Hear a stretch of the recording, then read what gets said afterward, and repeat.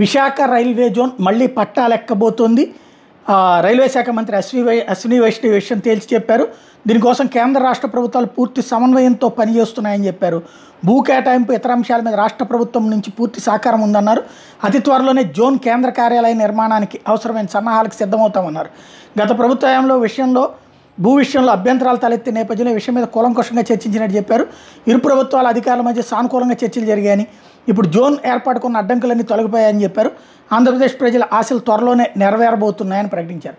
అప్పట్లో చంద్రబాబు హయాంలో ఇచ్చినటువంటి భూమి రైల్వే శాఖ అంగీకరించకపోవడం లోలైందని, ఆ తర్వాత జగన్ ప్రభుత్వం దాన్ని చిట్ట చివరిలో ఎలక్షన్స్కి ఒక ఏడాది ముందో 6 నెలల ముందో స్థలం ఇచ్చారు.